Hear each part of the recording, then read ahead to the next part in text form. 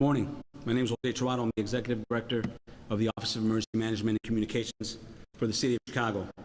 For more than a year, the City of Chicago has held hundreds of meetings with 10 citywide committees and 23 United States Secret Service committees to plan for the Democratic National Convention in Chicago. OMC is coordinating public safety efforts for the DNC around the United Center, McCormick Place, and throughout the 237 square miles that make up the city.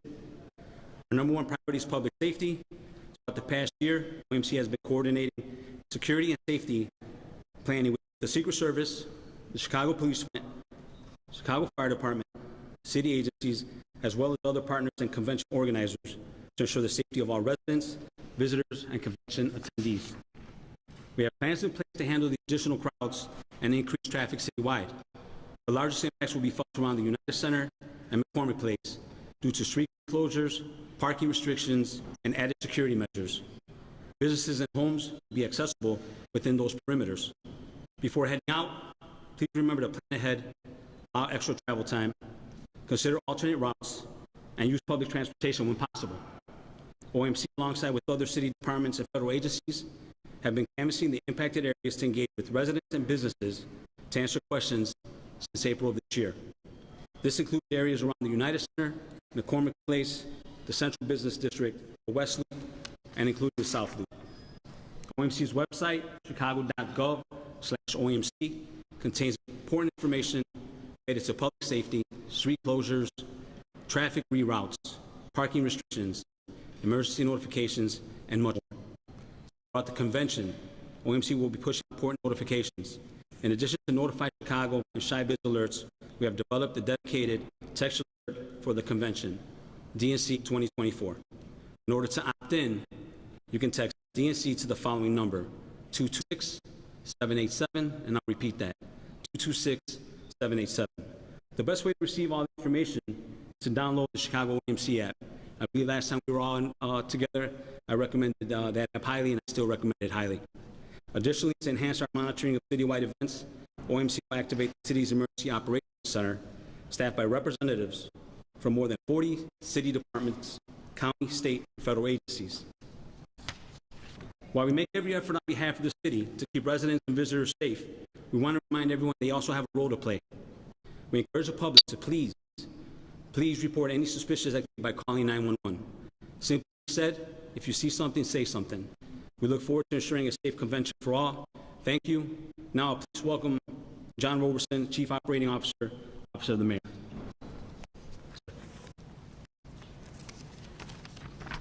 Thank you, Jose. Again, my name is John Robertson, Chief Operating Officer for the City of Chicago and the point person for leading the city's preparations for the DNC. Let me be absolutely clear. The City of Chicago is ready to host the 2024 Democratic National Convention. As many of you know, the city has a long history in hosting conventions and large events like this. This will be the 26th time that the City of Chicago has had the honor of hosting a national party convention. Preparations for the DNC is reverberating throughout all our neighborhoods, and we look forward to showcasing the absolute best of our city. We are thankful to our partners and are proud through this whole of government approach, led by our Mayor Brandon Johnson, and demonstrated here because of the tremendous partnerships and collaboration and coordination between the U.S. Secret Service, the Chicago Police Department, our Office of Emergency Management, as well as the DNC Host Committee and the DNCC. We are here to show off our city. We are here in this moment to show that Chicago can shine.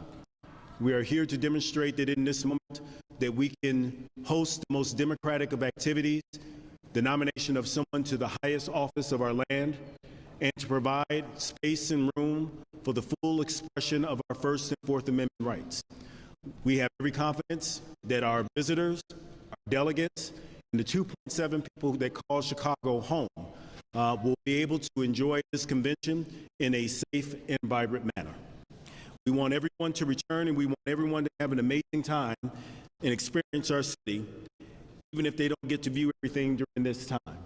We want them to come back because Chicago is the greatest city in the world. And at this time, I'm going to turn it over to our police superintendent, Superintendent Snelling.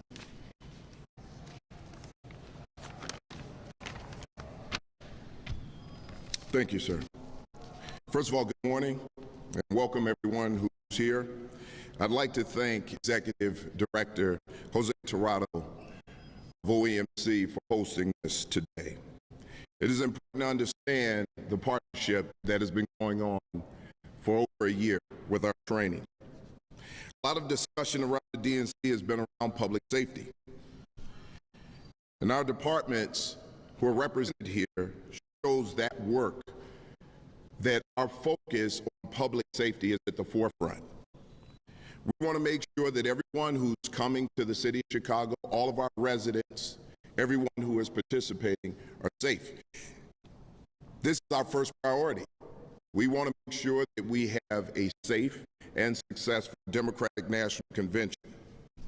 Oftentimes, it is forgotten that there was a Democratic Convention between 1968 and now. It was a success. The Chicago Police Department does a great job of working through events like this. This will be no different. I want to reassure everyone that we will have resources in every single neighborhood. So that it's not forgotten that we have a city to protect. It's not just around the venues covering the Democratic National Convention. The Chicago Police Department will be in every single neighborhood protecting the neighborhoods. So we will not deplete resources from our neighborhoods to simply put in the area where the Democratic National Convention is being held. Our officers have been training for over a year.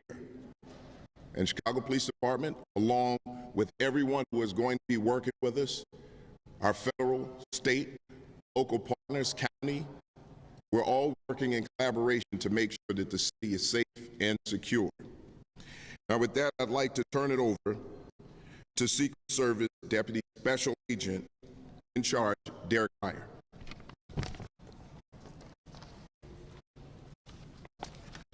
Thank you, Superintendent Snelling. Thank you, Executive Director Tirado.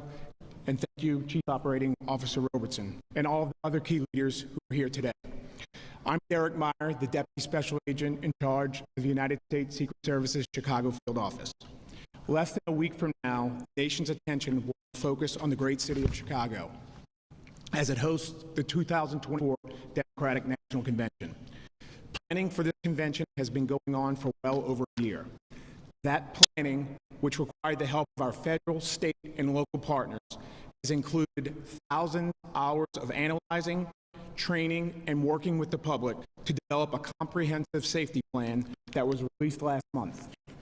The convention has been designated a national special security event. That delegation allows for a whole-of-government approach. It means that the federal government has its full complement of resources and works with its state and local partners to ensure a safe and secure environment for residents, delegates, and the entire city of Chicago as the DNC opens on Monday. I want to stress there is no better partner the Secret Service could have than the city of Chicago and its world-class police department. Superintendent Snelling is a tremendous partner, and CPD is the best in the world. I'm proud to tell you we are ready. While the DNC is obviously a huge event, Chicago has a proven track record when it comes to putting on huge events. Just this summer, Chicago has brilliantly hosted NASCAR, Lollapalooza, and the Air and Water Show this past weekend. The Secret Service also has a proven track record in coordinating security for national special security events. The DNC marks the 79th NSSE. So far this year, the Secret Service was in charge of the State of the Union, NATO, and the Republican National Convention in Milwaukee that took place last month. The Chicago Field Office also coordinated security for the RNC in Milwaukee. These events were all conducted in a secure environment, and we're expecting similar results in Chicago. The Chicago Police Department is among 17 public safety entities, including the Secret Service, that belong to the Executive Steering Committee.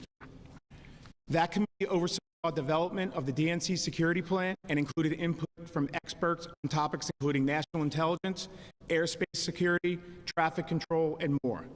Our preparation and planning kept in mind planned and spontaneous demonstrations. The Secret Service and our federal, state, and local partners are respect every American's First Amendment rights. Superintendent Snelling and the Chicago Police Department are well equipped to handle protests and keep everyone safe. During the DNC, we know that there will be some impacts on the community, especially when it comes to traffic and parking. But the Secret Service and its partners have done our best to minimize those disruptions by working with community members throughout layers of public outreach for over the last year. I'm confident that our plan will provide a safe and secure environment during the DNC.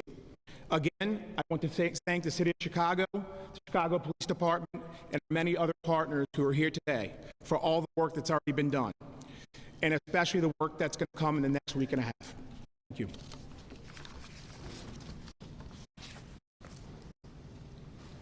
We're going to open for questions.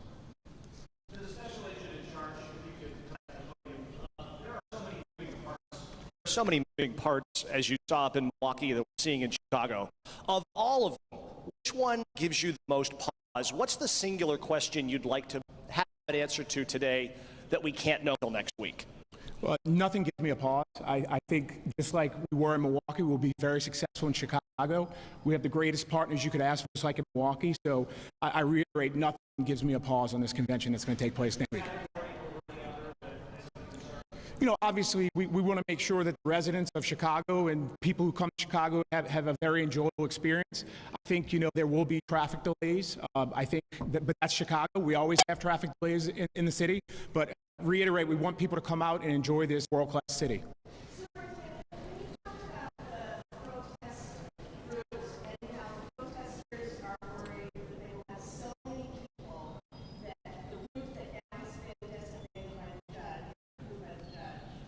Cities would make it so that people could be spilling out into the community. The protesters are worried that there will be a quagmire, that they have so many protesters that it'll push them out into the community. They wanted a bigger space. The judge said no, so now they have that designated area. We're prepared for that. Again, you know, as a police department, we have to be fluid, right? So things are ever evolving, and as they evolve, we make necessary adjustments to accommodate that. That's not something that I'm really worried about right now. We know what we didn't want to do is tie up additional resources by prolonging a protest of that nature, but we will ensure as a police department that people who are protesting and exercising their First Amendment rights get the opportunity to do that. We will protect them. We will protect the neighborhoods. Will you do a similar agreement with the protesters the way they did in Milwaukee, kind of a handshake agreement that you won't be arresting people as long as everything is? Well, here's what I'll tell you. We talk to organizers all the time. And we don't need agreement that we're not going to arrest people if people are not committing crimes. If everybody is doing exactly what's expected of them and they're exercising their First Amendment rights, this isn't an arrest situation. We want people to exercise First Amendment rights. We will protect them while they're doing that. But we will not guarantee someone that we're not going to make arrests if they start to act violently or commit crimes. Are there going to be any special security considerations around Union Park and Park number 578? That seems to be where a lot of the organized protest activity is going to take place. There is always focus on locations where we know we have a large number of people who can gather. So again, we do have plans around that. These are things that we've looked at. We've actually worked along with other agencies, our federal partners, and any intelligence that we gather as we move along, we'll make adjustments there also. But we do have plans in place to make sure that that area is secure. Superintendent, good morning. Maybe for you and for John, what is your message to those who live in this particular area, especially those businesses? Some have told us that they are concerned that if something does go awry, that they will be left out and that the safety priority will not be for their businesses. No, that's absolutely not true. The safety priority around this city is for everyone.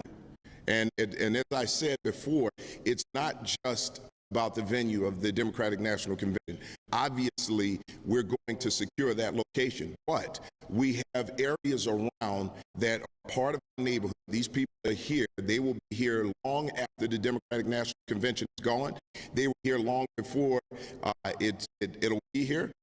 And we want to ensure that they're protected. So we have the resources to make sure that we protect all of these locations. And Derek, if there's anything. Superintendent, can we?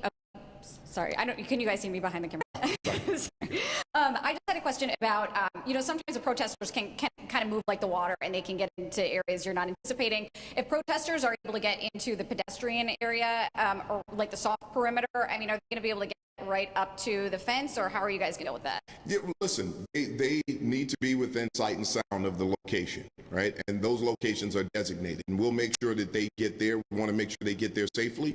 And again, we don't want to interfere with their First Amendment rights. And we're going to make sure that we do that, get them there safely, give them the opportunity to have their voices heard, be seen. And then hopefully when it's all over, everybody disperses safely, and we move on to the next thing. Superintendent, one of the apparent breakdowns from the events in Butler, Pennsylvania was a lack of visuals or blind spots that occurred at that incident. Can you talk about what role the pod cameras will play for the city of Chicago, and how many of those have been under repair recently? So what I can tell you about the way the pod cameras are used, we use them all across the city, in every district. So our ATC rooms, our area technology teams, along with our SDSC rooms in the district, we can look at every location, almost every location within the district, where we know there's a possibility that something can come up. But what I can tell you is PSA is working on camera repairs and installations if necessary. So these installations have been going on for quite some time, and they continue to do that. Are there areas of under repair still, or areas of your concern? Well, that's across the city. In the locations that you're specifically talking about, we have security measures around those locations to ensure that we don't have a major incident like that occur. Superintendent, if I can follow up on that and just clarify, because you mentioned PSA, and I know it's kind of their bailiwick and not yours, but have you asked for, or is there coordination to put additional cameras up around the United Center to monitor areas where protesters may be going, or around the perimeter to help you give you eyes and ears, if you will, on locations that maybe you didn't have before? Well, like I said, I'm not going to go into every little detail about what's going on around that location. We have eyes and ears on everything we possibly can in that location. And we're working with our federal partners to ensure that we don't have a major incident occur in that area. If I can follow up, just a question for the Secret Service Representative, Mr. Meyer. What do you say to concerns that people might have about the security lapses that happened in Pennsylvania that allowed former President Trump to be shot? If people have questions about is the Secret Service really ready and have everything covered, were there lessons that were learned from that have put you guys on a greater sense of making sure we have everything covered? We talk about that all the time. If you're not learning and trying to be innovative and creative in law enforcement, you're not doing your job. So obviously, all of us in law enforcement are trying to get better every day. But as far as comparing Butler to national special security events, you can't compare. This is a whole of government approach. We've been planning for this convention for well over a year, so we can't compare the two. I wonder if you could talk a little bit about what you're doing in terms of keeping ear to the ground, monitoring social media, developing intelligence on anybody that might be coming to Chicago for the wrong reason. Well, we work closely with our federal partners, JTTF, and also the Bureau of Counterterrorism. Any intel that we get, we make adjustments. Any information that we think the public needs to know, or something that we need to warn the public about, we will absolutely put that out there. Right now, we're doing the same thing. Anything that we see, we create plans around it for preventive measures for one, right? A lot of times we'll hear threats or we'll see things. We look at the credibility of it, but obviously we take them all seriously. So when we see something that we think could be volatile, we get out in front of it and we make sure that we put preventive measures in place. That's it. Okay. Thank you. Thank you.